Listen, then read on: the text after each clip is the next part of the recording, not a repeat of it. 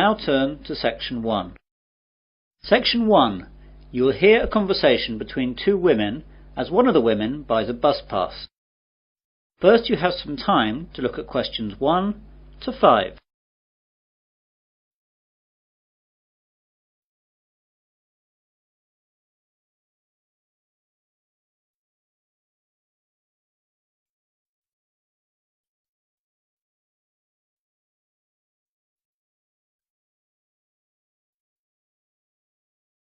You will see that there is an example.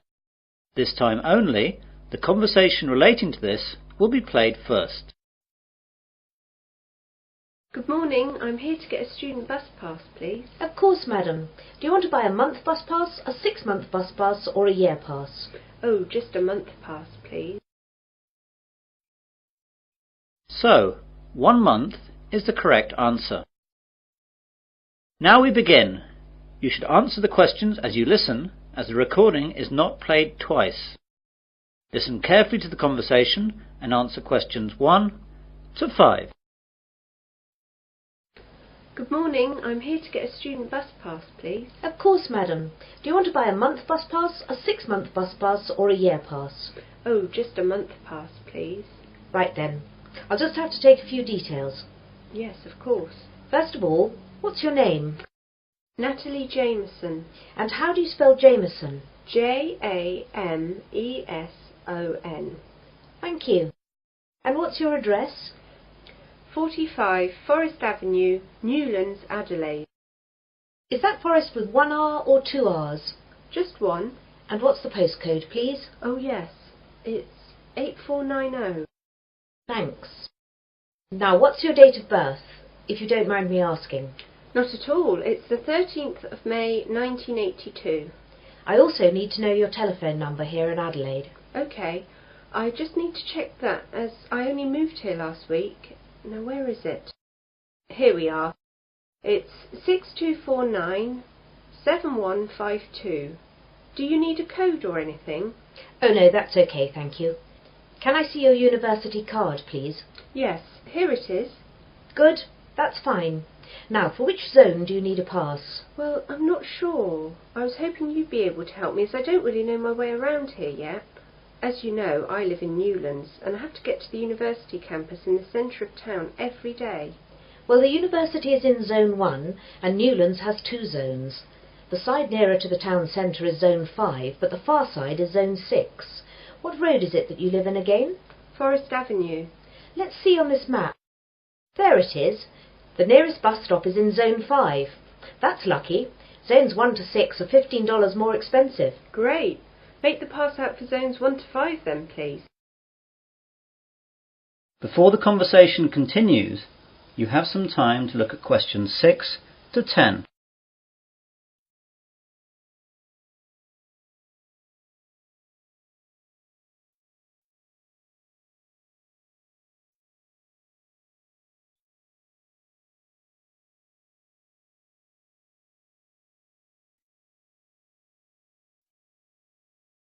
Now listen carefully and answer questions 6 to 10. I've got some other questions too, if you don't mind. Sure, go ahead. Well, this weekend my friend and I aren't doing anything, so we thought we'd take a trip out of town and visit somewhere new. Does the bus service run any trips like that? Yes, we've got a selection of trips. I'll tell you about some of them. Thanks. Right. The first one goes up to McDonald Nature Park. The bus leaves at 8 o'clock and takes about 2 hours to get there, and leaves for the return at 4:30 in the afternoon. Once there, you can walk around the nature trails. It's really nice, and the McDonald River runs through there, and that's really beautiful, so take a camera with you. Then there's the Pearl Bay trip. The bus leaves at 9 a.m. and goes up the coast to Pearl Bay. How far is that? It's an hour away. Once there, you can walk along the cliffs up to Rocky Point, which has a famous view up the coast. Or you can just lie on the beach and swim. Don't forget to take your swimming gear and a towel. The water's pretty safe there, and there are always lifeguards. The bus arrives back in Adelaide at 5 p.m. That sounds nice. What else? Well, there's the Huron Gold Mine. It's just a half-day trip, leaving here at 9:30 a.m. and arriving back at 2 p.m. It only takes half an hour to get there, which is good. It's an old worked-out mine that has changed into a sort of museum. They have all the old equipment, and a guide takes you round some of the tunnels and shows you some of the techniques they used to use. You might even find some gold they missed. Yeah, I could do with that. It's pretty interesting, but the mines can be quite cold, so take a sweater. So how do those three sound? Quite interesting. I really like the idea of going up the coast and spending a day on the beach, but my friend Karen will like the idea of the nature park. I'd better wait and check out with her what she wants to do before booking. No problem at all. You just need to pop in sometime during the week and we'll make the booking. Thanks very much. You've been very helpful. No problem. See you later. That is the end of section 1. You will now have half a minute to check your answers.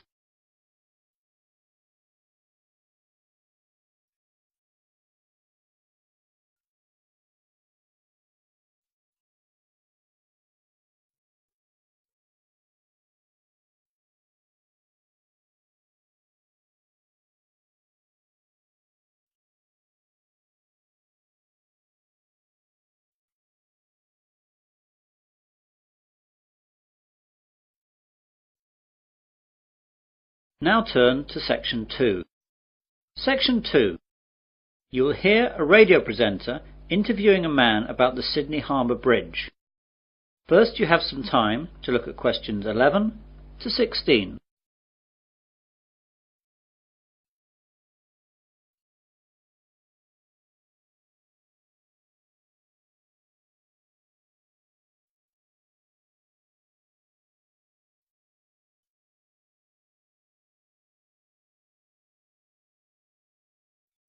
Now listen carefully to the interview and answer questions 11 to 16. Well, good morning again, everyone, and welcome to Perspective, the weekly New South Wales radio programme on subjects of general interest from our local area. Today I have in the studio Mr. George Simmons. Good morning, George. Good morning, Anne. So what are you going to talk to us about today, George? Well, for people from New South Wales, and particularly Sydney, this will be of great interest, I hope. I'm going to tell you a little about Sydney Harbour Bridge. Wow, that'll be so interesting.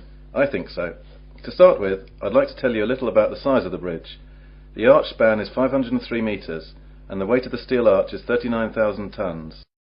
The summit is 134 metres above mean sea level, though it can actually increase by as much as 18 centimetres on hot days, as the result of steel expanding in heat.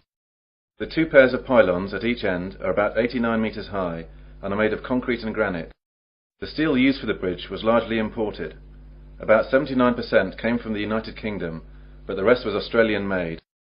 The granite was quarried in Moruya down the coast, and the concrete is also Australian. So most of the steel used to make our great bridge actually came from England? Yes, I'm afraid so. However, the workforce were all Aussie. Thank God for that. When was the bridge actually built?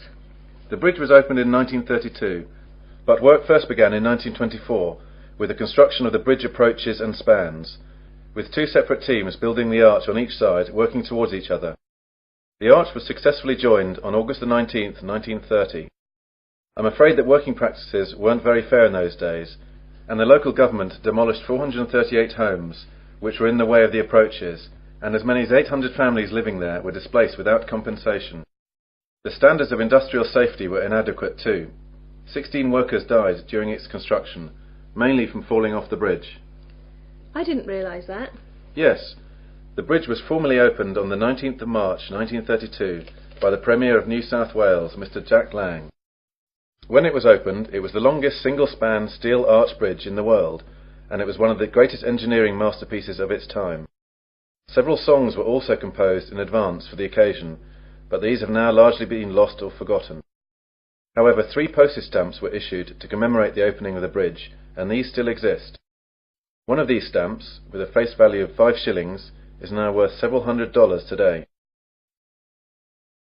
You now have some time to look at questions 17 to 20.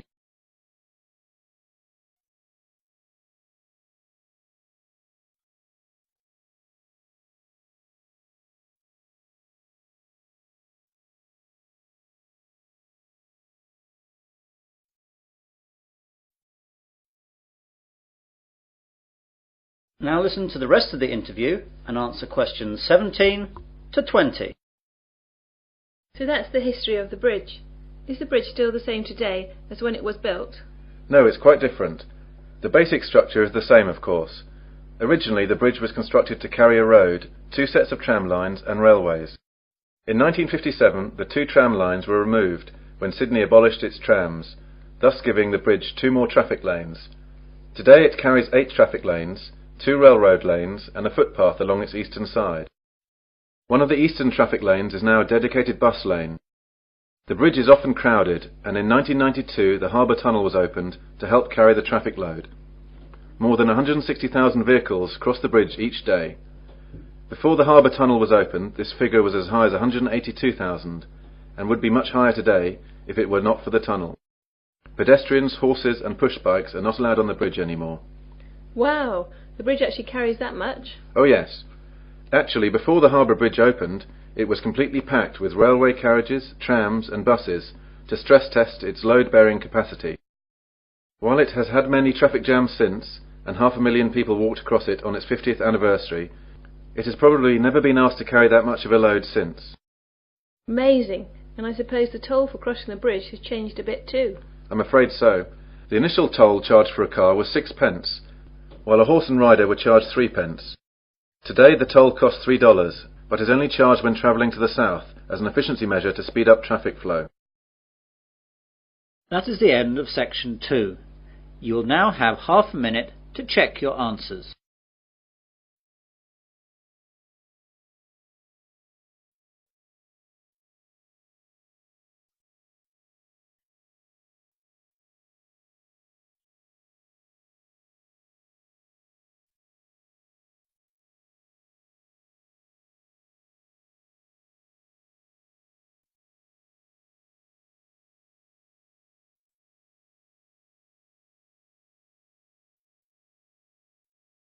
Now turn to section 3.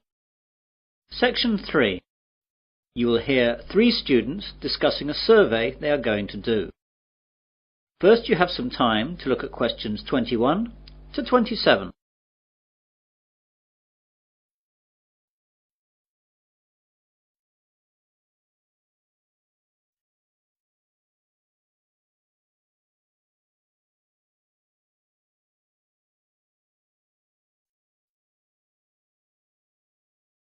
Now listen carefully and answer questions 21 to 27. Hi Mel, hi Laura, sorry I'm a bit late. I got held up by the bus, it just didn't come for ages. Don't worry, you're only a couple of minutes behind and we've only just been chatting. Right then, we're here to organise the survey that we're going to do. Mel, you said that you discussed with Professor Donald Walker what type of survey we were going to do. Yes, I spoke to Professor Walker 2 days ago, and I told him that the surveys we were considering were a telephone survey, a street survey and a mail survey. He thought that the phone one would be too expensive for us and the postal one would take too long, so we decided we should do the street one. I think that's right. If we do the street one, then we can get the whole thing done in one day and we can get on with analysing the results. Yes, that's right. Now there are some other things that Professor Walker wanted to know about. How big should the survey be?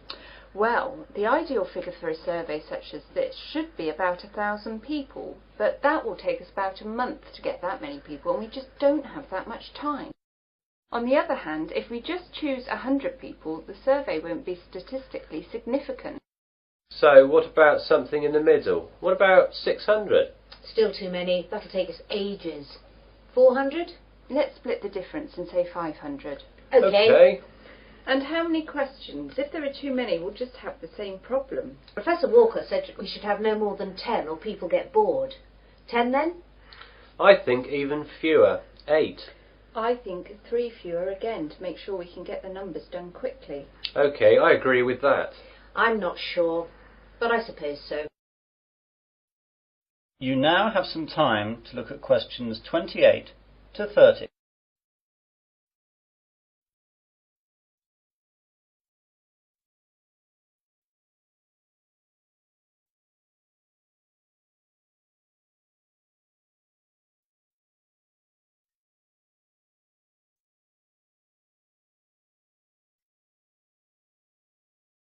Now listen to the rest of the discussion and answer questions 28 to 30. Now, Professor Walker asked where we were going to do the survey. Does he want to avoid that area then? Probably. Now, we can either all stay together or split up and do different locations. Well, if we split up, then I think we've got a better chance of getting more people surveyed. Yes, I agree with Laura.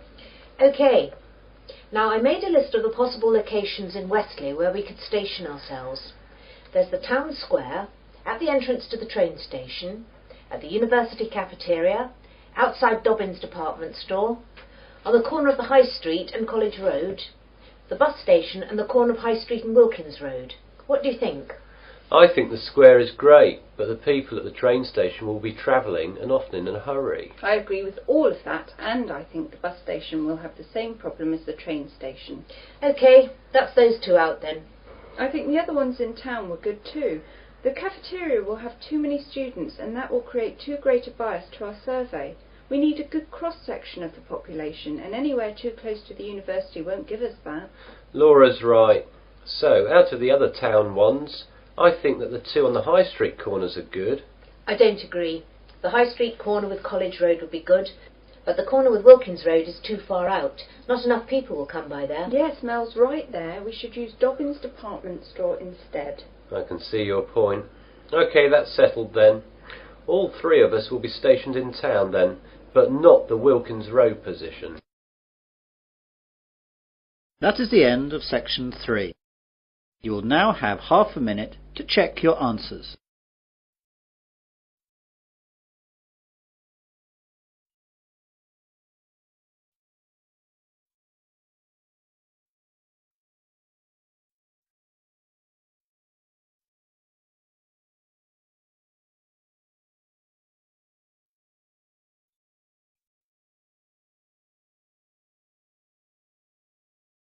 Turn to section 4. Section 4. You will hear part of a further education marine biology lecture. First, you have some time to look at questions 31 to 40.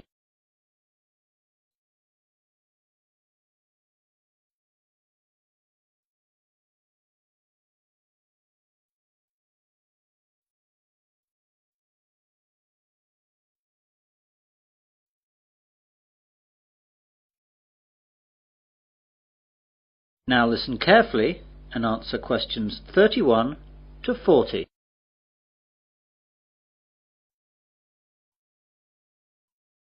Good morning everyone, and welcome to this further education lecture on marine biology. Today we're going to look at the coelacanth. The discovery of the coelacanth has been compared to finding a dinosaur walking around today over 85 million years after it went extinct. The story began a few days before Christmas in 1938, when the first living coelacanth was discovered off the east coast of South Africa at the mouth of the Chalumna River. The fish was caught in a shark gill net by Captain Goosen and his crew, who, recognizing the bizarre nature of their catch, alerted the local museum in the small South African town of East London. The director at the East London Museum at the time was Miss Marjorie Courtney Latimer, after whom the coelacanth was eventually named. Miss Courtney Latimer offered bounties to fishermen for unfamiliar fish.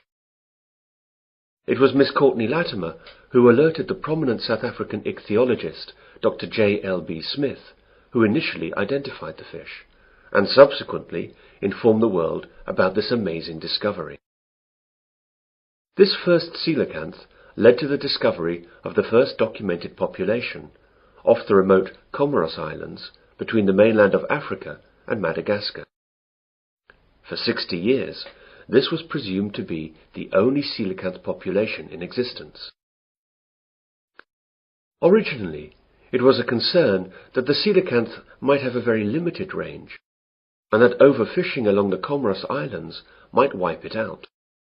However, scientists were amazed when, on July 30th, 1998, an American scientist discovered a coelacanth population in Indonesia.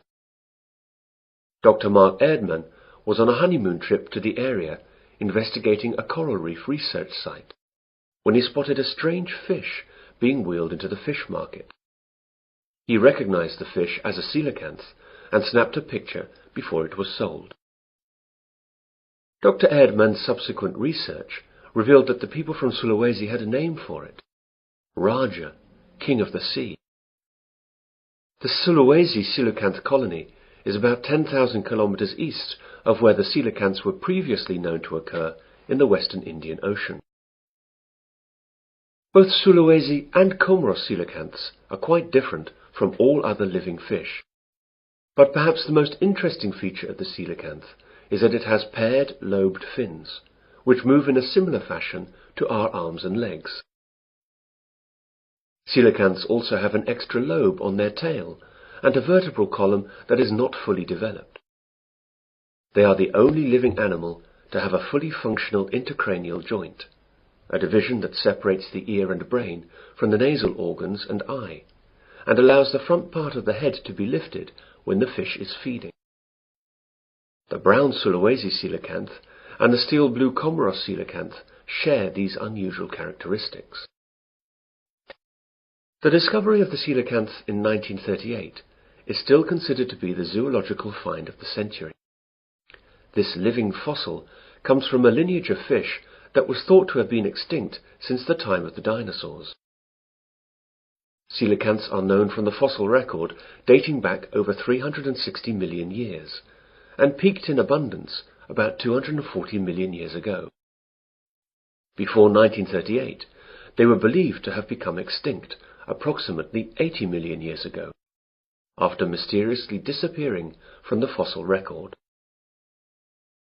How could the coelacanth disappear for over 80 million years, and then turn up alive and well in the 20th century? The answer seems to be that fossil coelacanths appeared to live in environments with clay sedimentation with plenty of volcanic activity. Modern coelacanths, both in the Comoros and Sulawesi, inhabit caves and overhangs in vertical marine reefs at about 200 meters, environments not conducive to fossil creation. In 1991, scientists got a better understanding of the fish when the Comoros got their independence from France, and French restrictions on research were lifted. This allowed scientists to study the fish off the Comoros Islands. As the animal hides in underwater caves some 300 to 700 feet down during the day, and comes out at night to feed, diving is not an option, and previously only fishermen specimens had been available for study. But this time the scientists had their own submarine, so they could study the coelacanth in its natural habitat through portholes. That is the end of section 4. You will now have half a minute to check your answers.